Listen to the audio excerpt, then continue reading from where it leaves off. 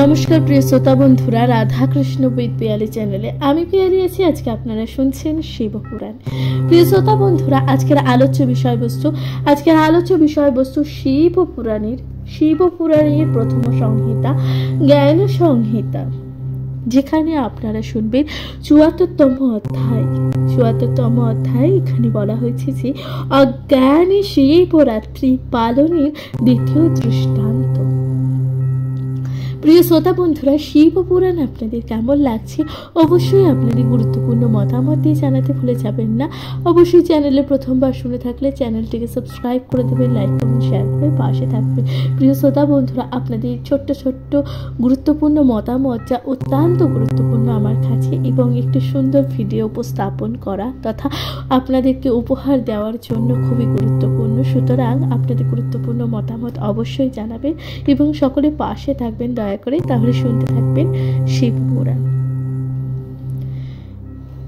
এক বনে এক ব্যাস বাস করত। ভারী হিংসুক সে, মৃগ হত্যা তার পেশা।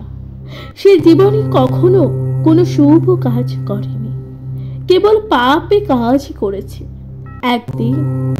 একদিন শিব চতুর্দশীর মহাব্রত এলো। বেদ ওসবের কিছু জানি না। সকাল হতেই বেরিয়ে পড়ল শিকারে। সেদিন তার ঘরে খাবার কিছুই নেই, তাই না খেয়ে চলে গেল বনের ভেতর। কিন্তু সেদিন যে কি হলো, তার ভাগ্যে একটা শিকারও জুটল না। সে বনে ঘুরে ক্লান্ত হয়ে পড়ল। কখন যে সূর্য অস্তাচলে গেল সে খেয়ালই তার কিন্তু নেই। যখন খেয়াল হলো তখন সে চিন্তা করলো, হায়, সারাটা দিন ঘুরে একটাও শিকার তো পেলাম না। ঘরে কোনো খাবার নেই, বাচ্চারা না খেতে কত কষ্টই না পাচ্ছে। হোক রাত্রিতে কোনো শিকার ধরে তবে ঘরে ফিরব। তারপর সে ঘুরতে একটা জলাশয় দেখতে পেল। মনে ভাবেল সে রাত্রিবেলায় হরিণ এই জলাশয় জল খেতে আসবে, তখন শিকার করব। কিন্তু রাত্রিবেলা যদি একটি বাঘ এসে আমাকে আক্রমণ করে তাহলে কি করব, এই চিন্তা সে করতে লাগলো। আবার যদি তেষ্টা পায়, তাই খানিকটি জল নিয়ে সেখানে একটি বেল গাছে তখন চড়ে বসল। সব সময় লক্ষ্য করছে কখনো কোনো প্রাণী আসে কিনা। ব্যাধির সমস্ত দিন কিছু খাবার তো জোটেনি। রাত্রিতে বসে রইল গাছে। রাত্রিতে তখন ব্যাস কোথায় বসে রইল? গাছে। এই কথা ভাবতে ভাবতে সন্ধ্যার পর রাত্রি প্রথম প্রহর। তখন ব্যাস দেখল একটা হরিণী লাফাতে সেই জলাশয়ের দিকে আসছে। তাকে দেখেই ব্যাধির খুবই আনন্দ হলো মনে। অর্থাৎ সেই হরিণীকে দেখে ব্যাধির তখন মনে খুবই আনন্দ হলো। ধনুকে স্বর জুড়ে দিল। তারপর তার নড়াচড়ার জন্য তার নেওয়া জল একটু পড়ে গেল নিচে। সেই সঙ্গে গাছের কয়েকটি শুকনো বিল্বপত্র পড়ল নিচে। সেই গাছের নিচে ছিল একটি শিবলিঙ্গ।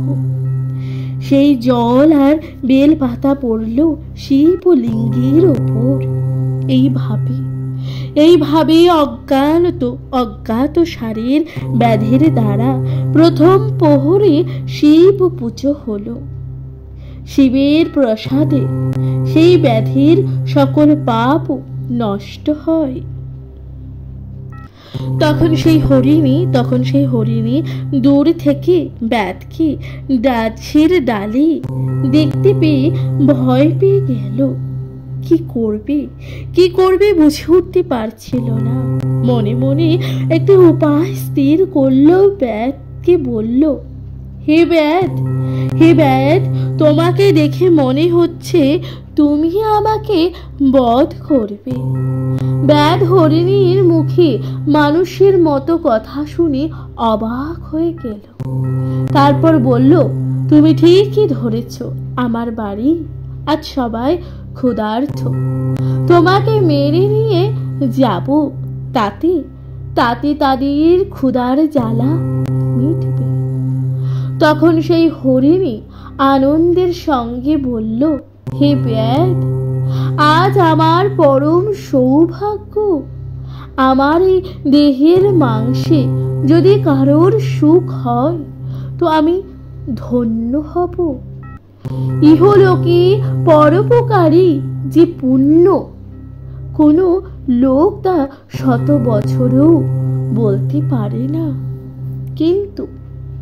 কিন্তু আমার ঘরে কতগুলি বালক সন্তান আছে, তাদেরকে আমার ভগ্নী ও স্বামীর কাছে রেখে আমি আবার এখানে ফিরে আসব। তখন তুমি আমাকে বধ করে নিয়ে যেও তোমার ঘরে। হরিণীর কথা শুনি ব্যাধ বলল, বিপদে পড়লে সবাই তো এরকম মিথ্যা কথাই বলে। তখন হরিণী বলল, আমি সত্যই বলছি, সত্য চিরকালেই আছে, প্রতিজ্ঞা করছি, আমি যদি পুনর্বার এই স্থানে ফিরে না আসি তাহলে ব্রাহ্মণ বেদ বিক্রি করবে।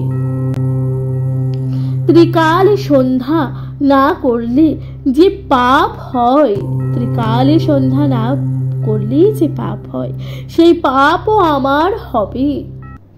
স্বামীর আজ্ঞা লঙ্ঘন করলে স্ত্রীর যে পাপ হয়, উপকারীর অপকার করলে যে পাপ হয়, সেই পাপে আমি লিপ্ত হব।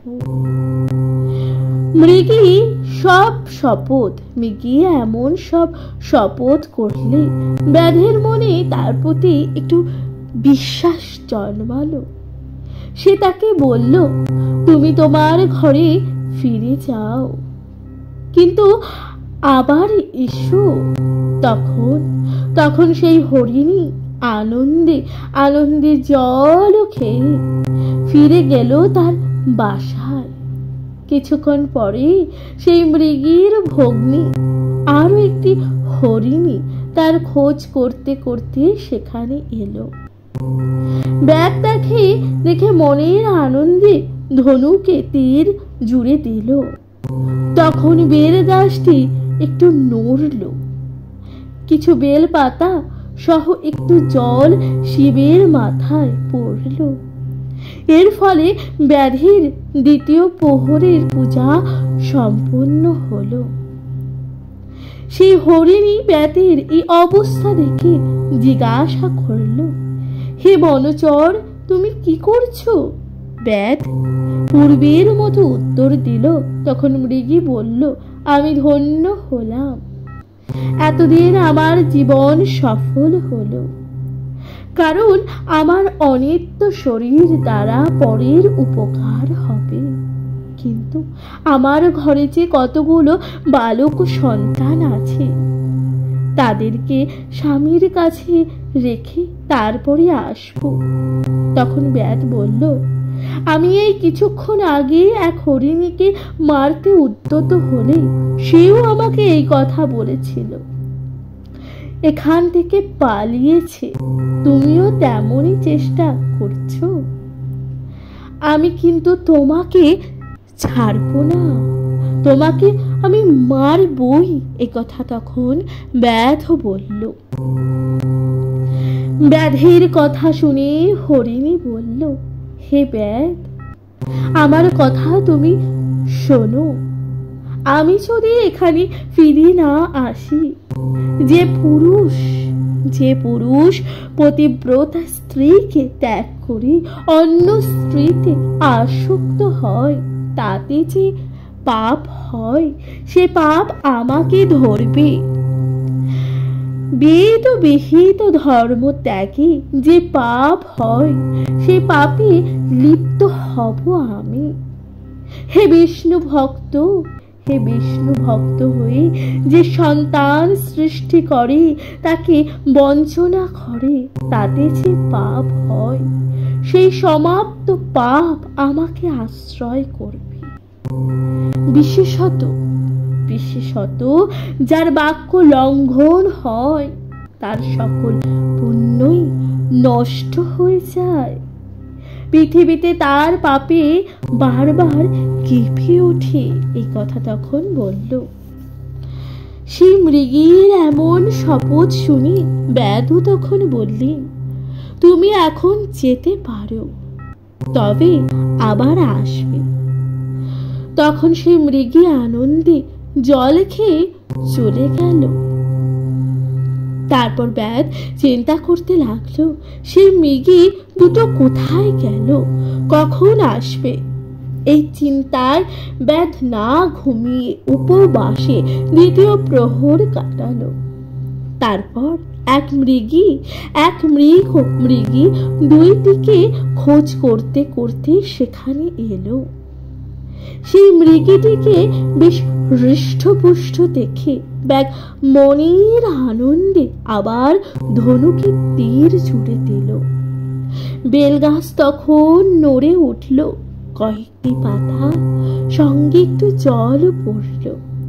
এইভাবে ব্যাধের তৃতীয় প্রহরীর শিব পুজো হলো। ব্যাধকে দেখে মৃগ জিজ্ঞাসা করল, তুমি কি করছো? ব্যাধ পূর্বের মতো উত্তর দিল। তখন মৃগ আবার বলল যে কি বলল? তখন মৃগ বলল, আমার জীবন ধন্য হয়েছে, সার্থক শরীর ধরেছি যে আমি, যেহেতু আমার মাংস দ্বারা তোমায় তৃপ্ত হবে। যার দেহে পরের উপকারে লাগলো না তার সমস্তই বৃথা। কিন্তু আমার বালকগুলো তার জননীর কাছে রেখে আশ্বস্ত করি, নিশ্চয়ই তোমার কাছে তো ফিরে আসবই। তখন ব্যাধ বলল, ইতিপূর্বে দুটি হরিণী তোমার মতন কথা বলে চলে গেছে, এখনো ফিরে এলো না। তখন আমাকে তারা ঠকিয়েছে, তাই তোমাকে আমি তো আর ছাড়ছি না। তোমাকে যদি ছেড়ে দিই তাহলে আমার জীবন বাঁচবে কিভাবে? ব্যাধির কথা শুনে মৃগ তখন বলল, আমি কখনোই মিথ্যা কথা বলি না। সমস্ত চরাচরে সত্যই আশ্রয়ে চলছি। হে ব্যাধ, আমি যদি তোমাকে বঞ্চনা করে পুনর্বার এখানে ফিরে না আসি, তাহলে সন্ধ্যার সময় মৈথুন করলে, শিবরাত্রির দিনে আহার করলে, মিথ্যা সাক্ষ্য দিলে, গচ্ছিত ধন চুরি করলে যত পাপ হয় সেই সব পাপ আমাদেরই আশ্রয় করবে। দ্বিজগণ সন্ধ্যা না করলে যে পাপ হয়, সক্ষম হয়েও যে পরের উপকার করে না, ব্রতদিনে মৈথুনকারীর যে পাপ হয়, অখাদ্য খেলে যে পাপ হয়, সেই সকল পাপ আমাকে আশ্রয় লাভ করবে। ব্যাধ মৃগের এই কথা শুনে তখন বলল, তুমি এখন যেতে পারো, তবে পুনর্বার নিশ্চয়ই আসবে। তখন মৃগ জলপান করে আনন্দে চলে গেল। তারপর দুই মৃগী আর সেই মৃগ নিজেদের বাসায় মিলিত হলো, পরস্পরের বৃত্তান্ত শুনল।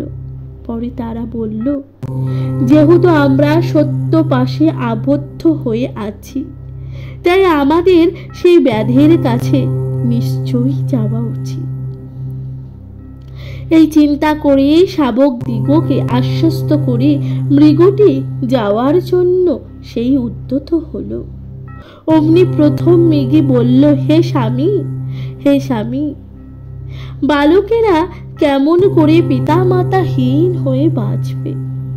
যেহেতু আমি আগে প্রতিজ্ঞা করেছি, সেই জন্য আমি আগে যাব, তোমরা দুজনে এখানেই থাকো।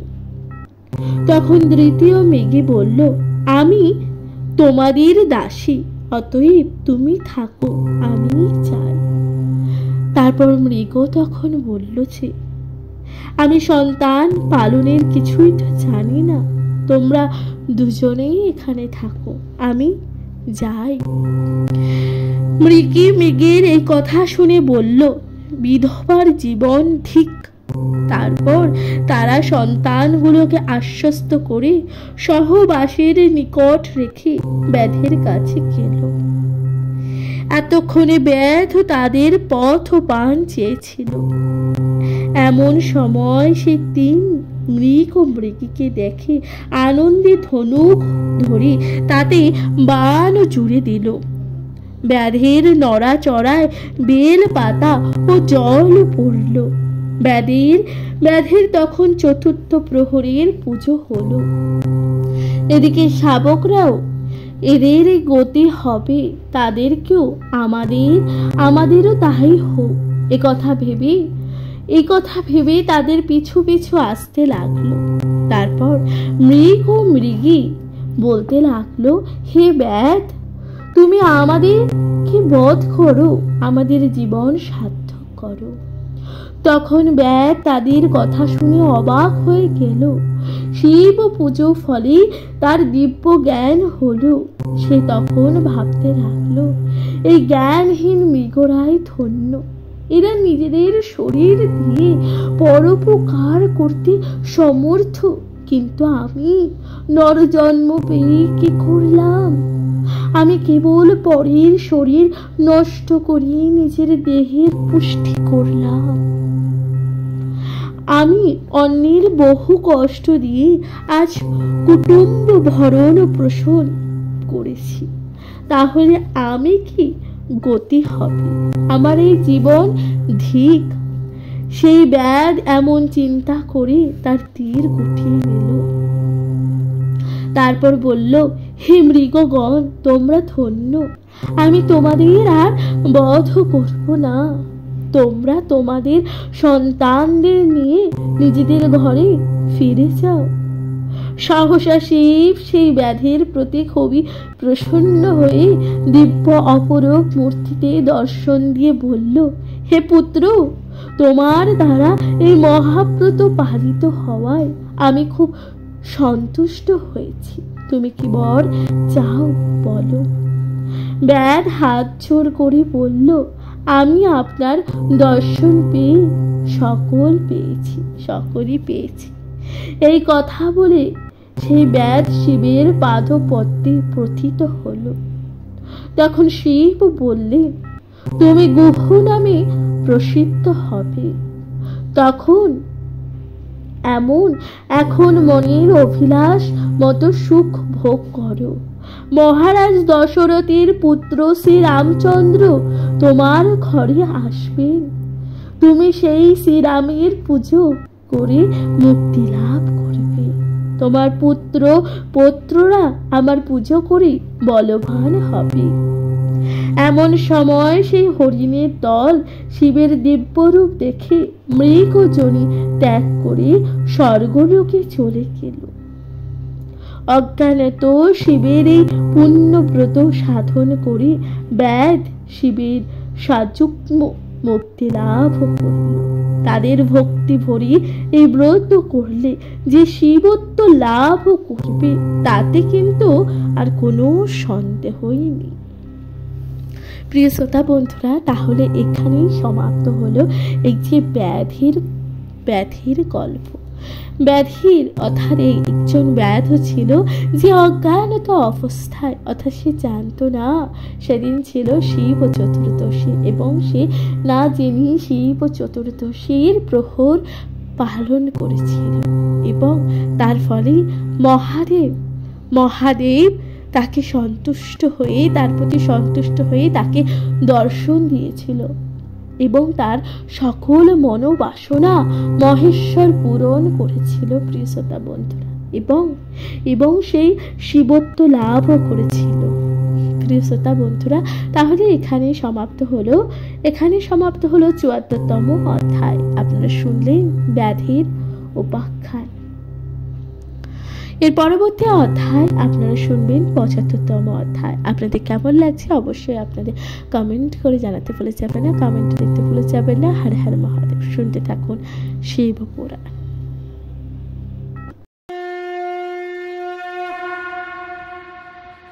নমস্কার প্রিয় শ্রোতা বন্ধুরা, রাধা কৃষ্ণ বিগ পিয়ালি চ্যানেলে আমি পিয়ালি আছি। আজকে আপনারা শুনছেন শিবপুরাণ। প্রিয় শ্রোতা বন্ধুরা, শিবপুরাণ অর্থাৎ প্রথম সংহিতা আপনারা শুনছেন।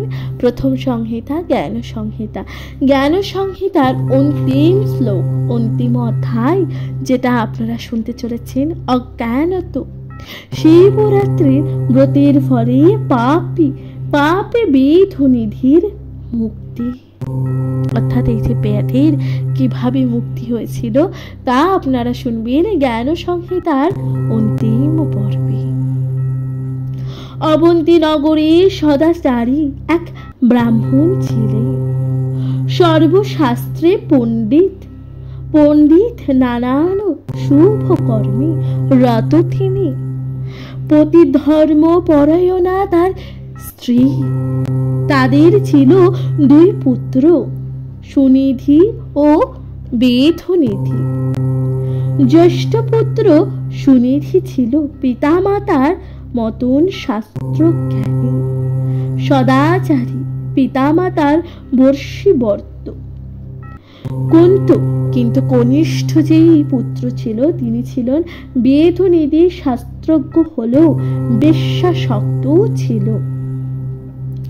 বেশ্যাগৃহে বাস করত সে, বেশ্যার হাতে অন্ন খেত। পিতা মাতার পুত্রের এমন ব্যবহার খুবই অসন্তুষ্ট ছিল। বহুবার নিষেধ করেছিল, বহু ভৎসনাও করলেন, কিন্তু কোনো ফলই হলো না। বরং বাড়ির জিনিসপত্র নিয়ে গিয়ে সেই বেশ্যাকে দিত সেই কনিষ্ঠ পুত্র। একবার সেই দেশের রাজা সেই সদাচারী ব্রাহ্মণের ওপর খুব খুশি হয়ে কিছু অলংকার তাকে দিয়েছিলেন। গরিব ব্রাহ্মণ দামি দামি অলংকার রাখবেন কোথায়? স্ত্রীকে দিলেন গোপনে কোনো স্থানে লুকিয়ে রাখবার জন্য। বাড়িতে বাস্ক প্যাট্রা নেই। সেই ব্রাহ্মণ পত্নী অযত্নে ফেলে রাখা ছেঁড়া কাঁথার মধ্যে সেগুলি লুকিয়ে রাখলেন। কিন্তু বেধনিধি দূর থেকে মায়ের এই কাজ লক্ষ্য করল। রাত্রিতে সবাই যখন ঘুমিয়ে পড়ল, বেধনিধি তখন চুপি সারে গহনাগুলি নিয়ে বেশ্যাকে দিল। বেশ্যার খুবই আনন্দ হলো। সে গায়ে পরে দেখল কি সুন্দর দেখাচ্ছে তাকে। বেধনিধির খুবই খ্যাতি করল। সেই বেশ্যা ছিল নর্তকী। পরের দিন গেল রাজার ডাকে নাচ দেখাতে। রাজা নর্তকীর গায়ে এই অলংকারগুলি দেখে চিনতে পারল এগুলি তাকেই দেওয়া, অর্থাৎ এই যে অলংকারগুলি রাজারই দেওয়া। তখন তিনি ব্রাহ্মণকেই দিয়েছিলেন। নাচ শেষ করে রাজা তাকে ডেকে জিজ্ঞাসা করলেন কোথায় পেয়েছে এই অলংকারগুলো। তখন সেই নর্তকী বেশ্যার নানা কপটতার আশ্রয় নিয়ে মিথ্যা বলার চেষ্টা করলেন। কিন্তু রাজা তাকে বারবার ভৎসনা করার ফলে সেই বেশ্যা তখন সত্য কথা বললেন যে সেই ব্রাহ্মণের পুত্র বেধনিধি তাকে সেগুলো দিয়েছে। রাজা এক দাসীর দ্বারা খুলে নিলেন সেই অলংকারগুলি। পরদিন রাজা সেই ব্রাহ্মণকে ডেকে জিজ্ঞাসা করলে তাকে যে গহনাগুলো দেওয়া হয়েছিল সেগুলি কোথায়। তখন আমার কাছে এনে দাও, আমার বিশেষ প্রয়োজন আছে। ব্রাহ্মণ নিজের বাড়িতে গিয়ে ব্রাহ্মণীর কাছে চাইলেন সেই গহনাগুলি। ব্রাহ্মণী তখন যেখানে যেখানে সেগুলোই রেখেছিলেন সেখানে খোঁজ করতে দেখলেন সেখানে তো নেই।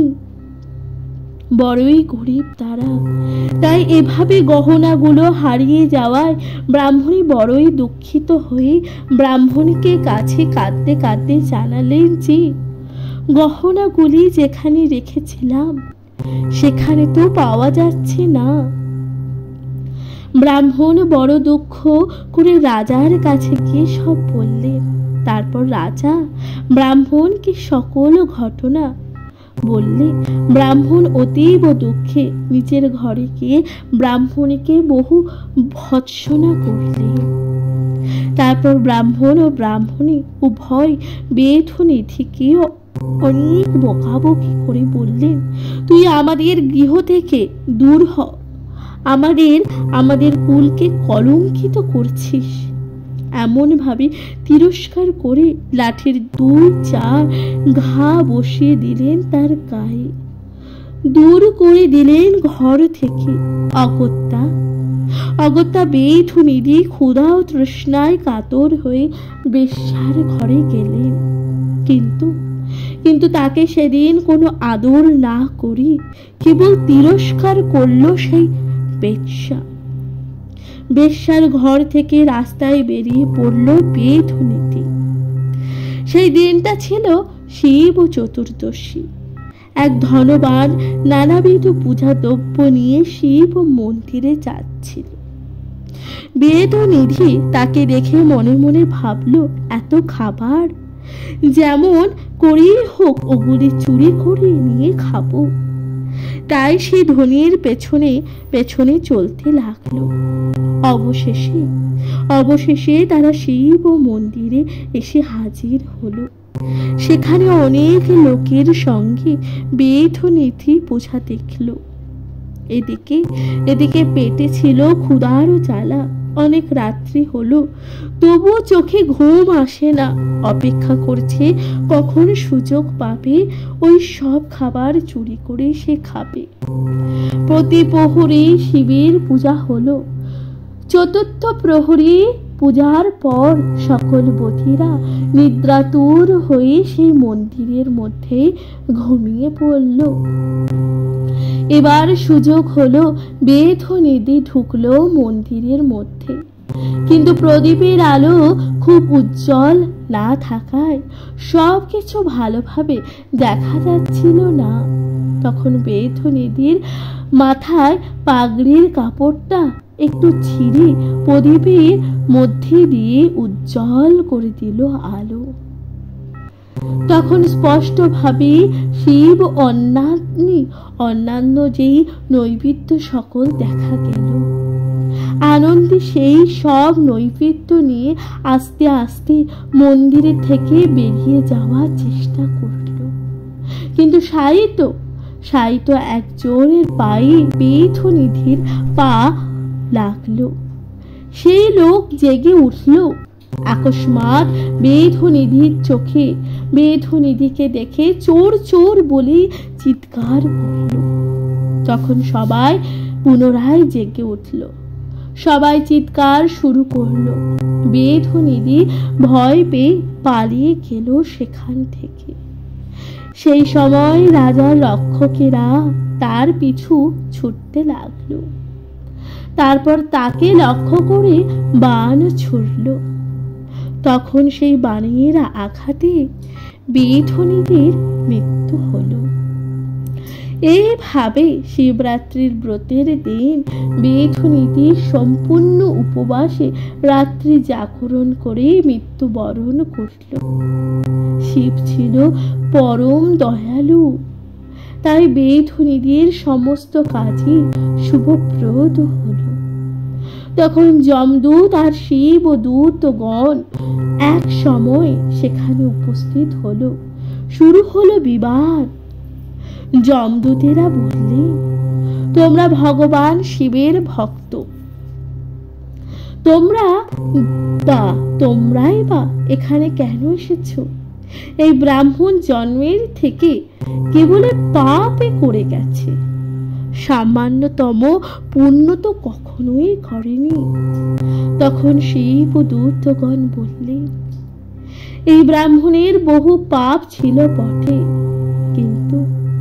কিন্তু শিবের ব্রত ও শিবরাত্রির জাগরণের জন্য সব পাপ ধ্বংস হয়ে গেছে। যে শিবরাত্রির ব্রত জাগরণ করে তার দেহে বিন্দু মাত্র পাপ থাকে না। যমদূতেরা ফিরে গেল চমপুরীতে। ধর্মরাজ বললেন, শিবদূতেরা যা বলেছেন তা সত্য, ব্রাহ্মণের সমস্ত পাপ নষ্ট হয়েছে। ওই ব্রাহ্মণ অবিলম্বেই কলিঙ্গ দেশে রাজার ঘরে জন্মগ্রহণ করবে। কিছুদিন পরে সেই বেদনিধি কলিঙ্গ দেশের অধিপতি হয়ে নিত্য শিব পুজো করতে লাগলো, আর যথাবিধি শিবরাত্রি ব্রত পালন করলেন। পরে তিনি তার রাজ্যের সকলকে শিব পুজো ও শিবের মন্দিরে দীপ দান করিয়ে মুক্তি লাভ করালেন। দুরাত্মা বেদনিধির শিবরাত্রির ব্রত এখানেই সমাপ্ত হলো তার অজ্ঞাত সারে। প্রিয় শ্রোতা বন্ধুরা, তাহলে এখানে সমাপ্ত হলো প্রথম সংহিতা, জ্ঞান সংহিতা, যেখানে আপনারা শুনলেন অজ্ঞাত সার শিবরাত্রির ব্রতের ফলে বেদনিধির মুক্তি। প্রিয় শ্রোতা বন্ধুরা, শিবপুরাণ আপনাদের কেমন লাগছে অবশ্যই আপনাদের গুরুত্বপূর্ণ মতামত দিয়ে জানাতে ভুলে যাবেন না। চ্যানেলে প্রথমবার হয়ে থাকলে অবশ্যই চ্যানেলটিকে সাবস্ক্রাইব করে দেবেন, লাইক কমেন্ট শেয়ার করে পাশে থাকবেন। তাহলে আজকের মতো জানাচ্ছি এখানে বিদায়। ভালো থাকবেন, সুস্থ থাকবেন, কথা শুনতে থাকবেন অবশ্যই শিবপুরাণ। কমেন্টে লিখতে ভুলে যাবেন না। হর হর মহাদেব। ভালো থাকবেন, সুস্থ থাকবেন।